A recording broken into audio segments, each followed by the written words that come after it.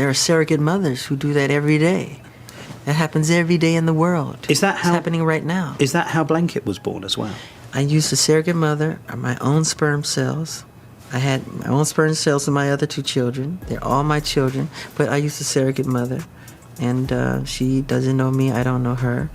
And that many people don't believe Michael was her biological father, Paris responded by saying, quote, "He is my father. He will always be my father. People that knew him really well say they see him in me, that it's almost scary." This is what happened when Orlando Brown stepped forward with a string of explosive claims about Michael Jackson's children. And the Jackson family's reaction made it clear that at least some of what he said landed somewhere sensitive. The questions surrounding who biologically fathered Michael Jackson's kids have floated around for years, and no official statement has ever fully killed them. What Orlando did recently was yank all of that back into the open, and the claims he brought with him go further than anything that had circulated before, including an alleged hidden white daughter that the Jackson estate reportedly spent considerable effort keeping out of public view, and his own assertion that he is one of Michael's estranged sons. To understand why any of that matters, you have to start from the beginning. Michael Jackson left behind 3 children when he died: Prince, Paris, and Blanket. Prince and Paris came into the world through Debbie Rowe, a woman Michael married in 1996 and divorced 3 years later. Blanket arrived through a surrogate mother, and Michael spoke about that publicly, acknowledging that surrogacy happens every day around the world and that all 3 of the children were his. None of that stopped the speculation, particularly around Paris. The reason people kept asking questions was visible and simple. Paris has blonde hair and fair skin, and to most observers, she doesn't read as biracial, which set off decades of debate about who her biological father really is. Paris answered those questions head-on, telling people directly that Michael was her father and that he would always be her father. She also noted that people who spent real time around Michael told her the resemblance between them was almost unsettling to witness. That answer satisfied some people and convinced nobody else, and a short list of specific names started getting attached to the question. The name that gained the most traction early was Dr. Arnold Klein, the dermatologist who treated Michael Jackson for years.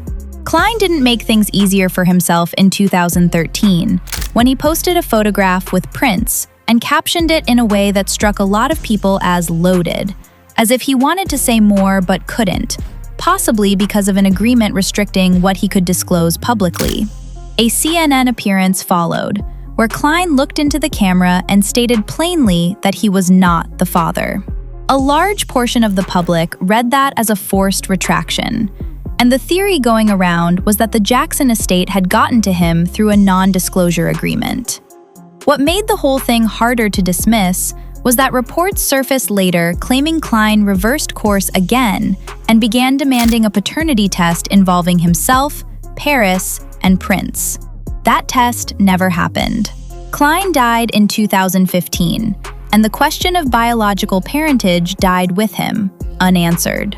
Prince Jackson addressed the swirling rumors on Twitter sometime after Klein's passing, responding to someone who told him Michael wasn't his real father with a line that stuck. The blood of the covenant is thicker than the water of the womb, and that he was raised by his dad alongside his brother and sister. Mark Lester, a British actor and one of Michael's closest friends, occupies a different position in this story, because unlike Klein, nobody dragged him into it. Lester volunteered himself. Shortly after Michael died, Lester came forward publicly and stated that he had donated sperm before Paris was born, and that this made him a potential biological father. His stated position was that he wouldn't pursue a DNA test without the children's permission, but that he'd take one the moment they wanted it. Physical similarities between his daughter Olivia and Paris, and between his own younger self and Prince, were things he pointed to repeatedly. Jane Lester, his ex-wife, dismissed all of it publicly and told anyone who would listen that the only reason Mark mentioned Michael Jackson's name was because it was the one reliable way to get media coverage. None of that stopped Jason Pfeiffer, another person in Michael's circle of friends, from adding something that shifted the conversation. Pfeiffer claimed that Michael himself, during a private discussion about his children and Debbie Rowe, told him directly that the children had been fathered by Mark Lester. The Jackson estate never confirmed or denied that claim, and it's been hanging in the air ever since. A third name that circulated online was Macaulay Culkin, who holds the title of Paris's godfather. The theory attached to his name was that Michael gave him that role deliberately, so Culkin could remain present in Paris's life in a fatherly capacity without carrying the public title. When Culkin and Paris got matching tattoos, speculation intensified, with some people claiming the tattoos followed a moment when Paris allegedly learned that Macaulay was her biological father, though neither of them has ever said anything to confirm that. Here's where the story moves into territory most people have never heard. And the reason most people haven't heard it is reportedly because the Jackson estate put real effort into keeping it that way. Orlando Brown recently revived a story involving a woman in the Netherlands named Mozizi Petite Jackson, who reportedly filed a petition with Los Angeles courts requesting a DNA paternity test, identifying her mother as Dr. Barbara Ross Lee, the sister of Diana Ross. The allegations she put forward don't stop at parentage. She claimed to have been kidnapped at 9 years old and taken to Belgium, describing it as part of a plan reportedly connected to Katherine Jackson and designed to shield Michael's reputation. She also claimed that every one of the 7 people involved in that alleged abduction has since died, which she described as a deliberate effort to erase the evidence.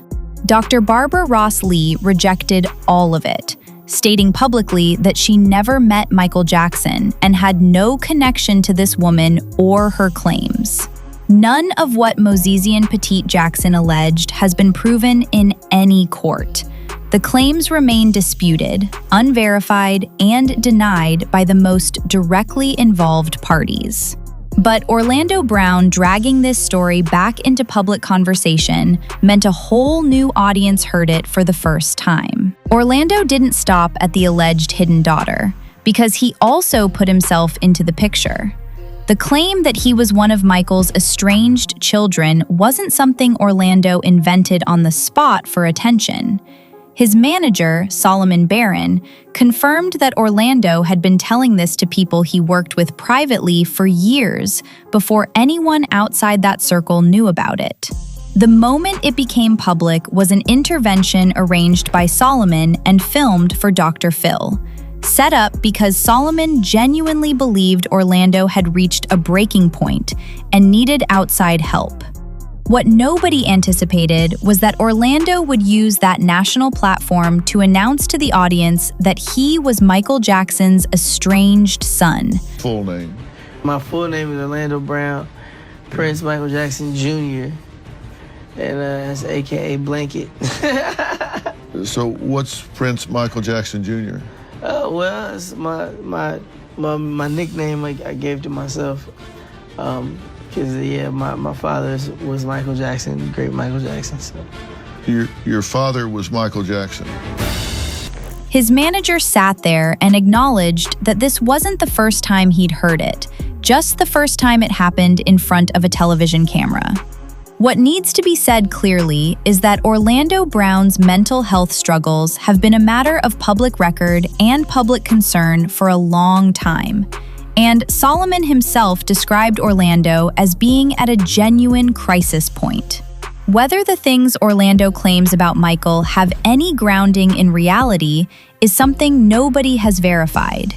And yet, a portion of the public refuses to dismiss him entirely, arguing that the entertainment industry has a history of labeling inconvenient people as unstable, so that when those people make claims, the label does the work of discrediting them before anyone has to engage with the substance.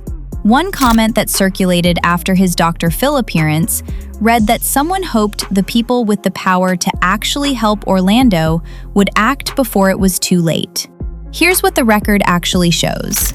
Debbie Rowe carried Paris and Prince. Michael publicly acknowledged surrogacy in Blanket's case.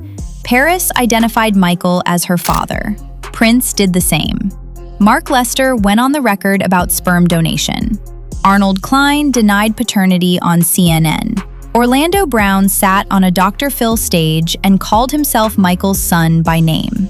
Everything surrounding those confirmed points, the alleged NDAs, the hidden daughter in the Netherlands, the competing paternity theories, the claims Orlando makes about himself, all of it remains in the category of unverified allegations disputed by the people named in them.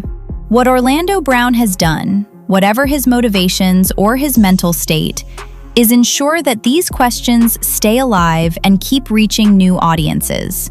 The questions are still exactly where they were. The answers are nowhere to be found. Drop your thoughts in the comments below and subscribe if you want to stay on top of stories like this one.